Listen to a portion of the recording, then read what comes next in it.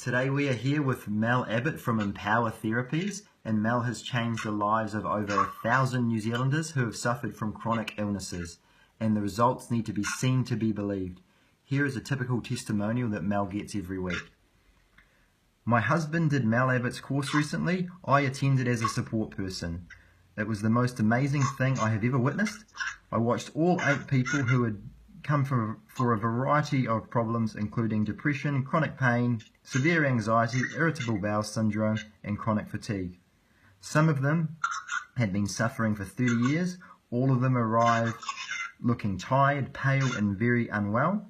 All left looking vibrant, healthy, and energetic.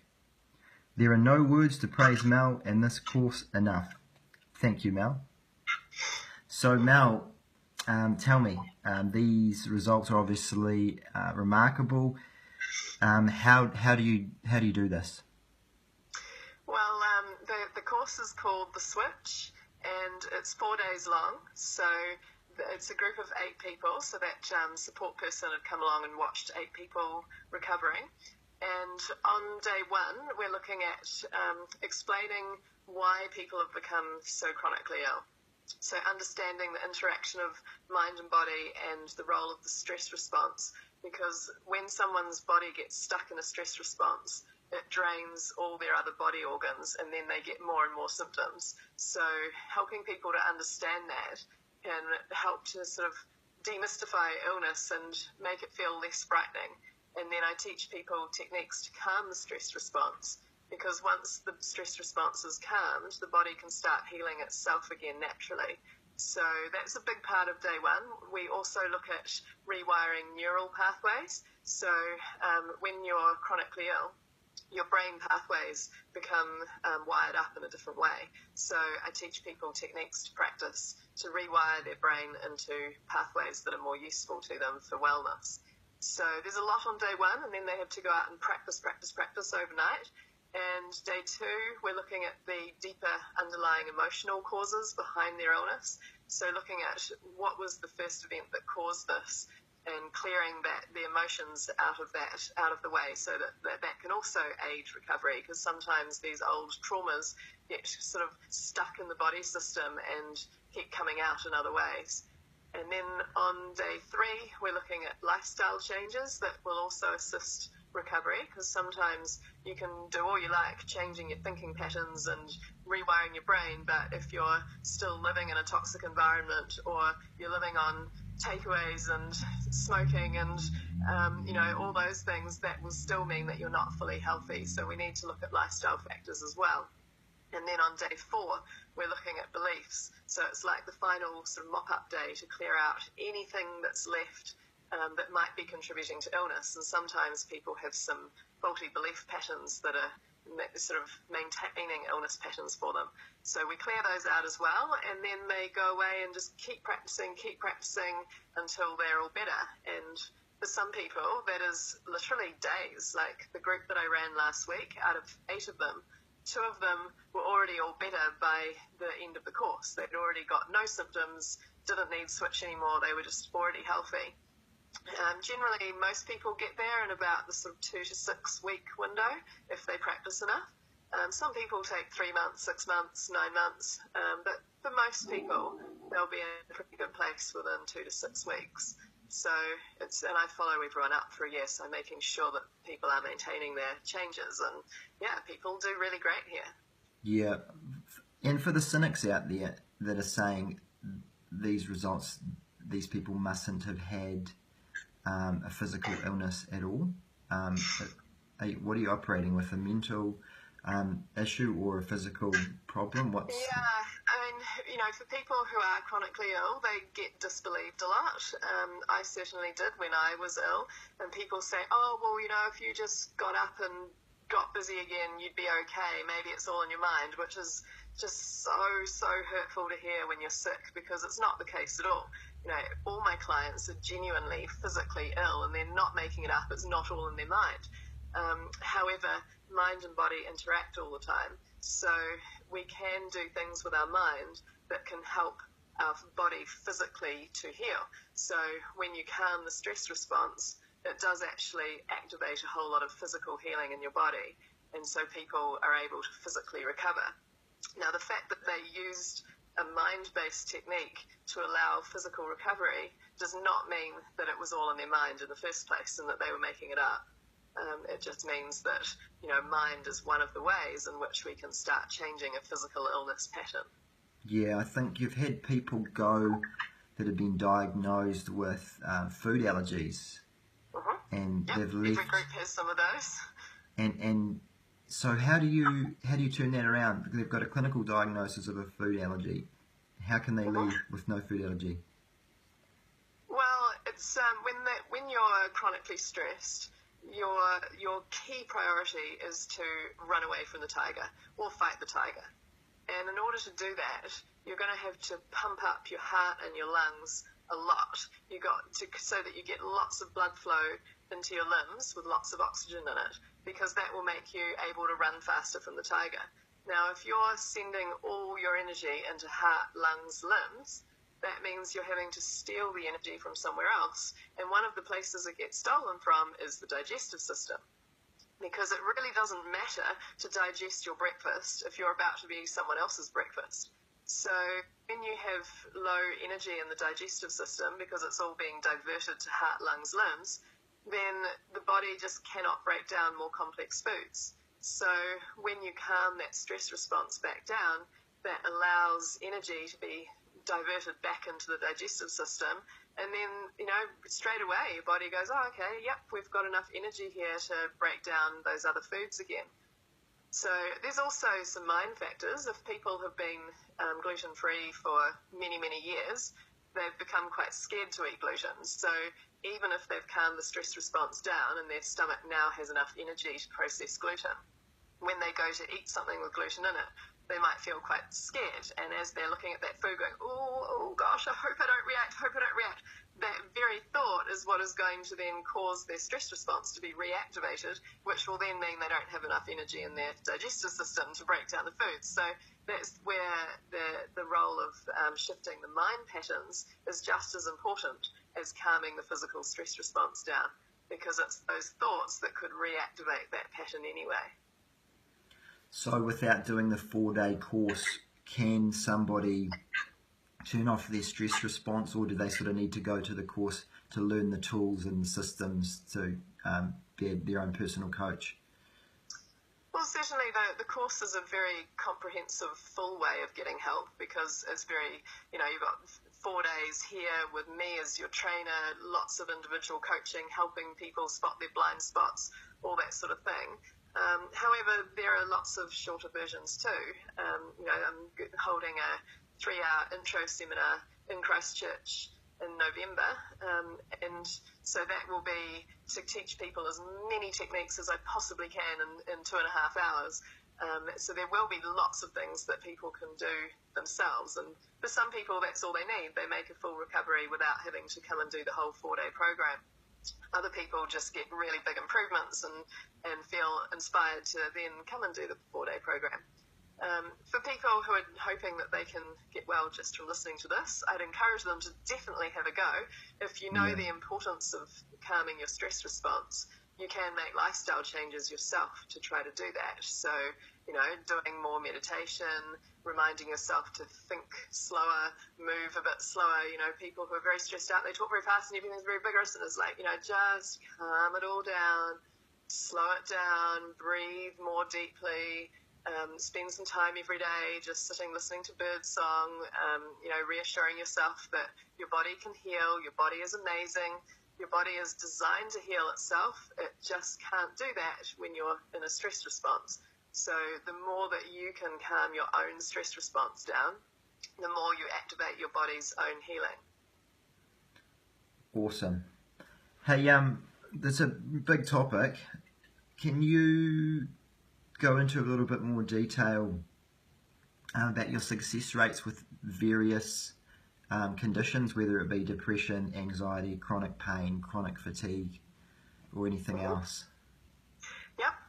So chronic fatigue is my biggest client group. About half my clients come to me for that, possibly because that's what I had many years ago. So I've always attracted those clients. Chronic pain is my second biggest client group. and anxiety is third, depression fourth, bowel disorders and food intolerances is fifth. And then beyond that, I just see, anything and everything. I've seen MS, I've seen lupus, eating disorders. There's a wide range, just general low self-esteem, all sorts of things. And across the board, I see pretty similar results. So it's around about 80 to 90% of my clients do recover. And these people have been ill for an average of 9.66 years. So these are the people who have already tried everything. They've been to so many practitioners, tried so many things, and nothing had worked to this point. And yet most of them are getting better here. So, yeah, it's pretty exciting. I really love what I do. Yeah, the 90%, to be honest, it's hard to believe. And most people, unless they know someone has had the success, they'll probably will struggle to comprehend that. But yeah, I encourage everyone to be open-minded on the topic. My clients are word of mouth from previous clients because, like you say, those are the people who believe. So if their friend or their mother or someone comes home and they know that that person is all better, then those are the people who just, wow, I've signed up for your course straight away. And just from word of mouth alone, I have a 3-month waiting list because it really does work. For people who don't have that direct personal contact with someone, there are lots of testimonial movies on their website of people talking about their recoveries. So hopefully, being able to see real people sharing their journeys will help people to have some faith that I'm not making it up.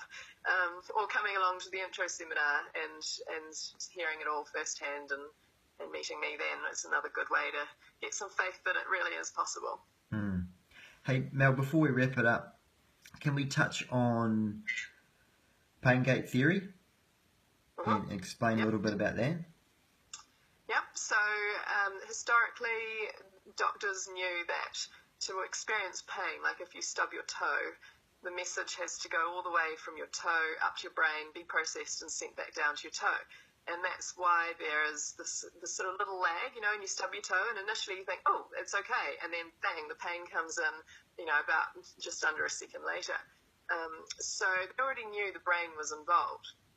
But in more recent years, they've come up with the gate control theory because what they've realized is that it's more complicated than that. There are all these neurological gateways all the way through the spinal column. And there's pain processing center in the brain. And the body doesn't actually have any pain-producing ability. It's the brain that sends those messages to produce the pain.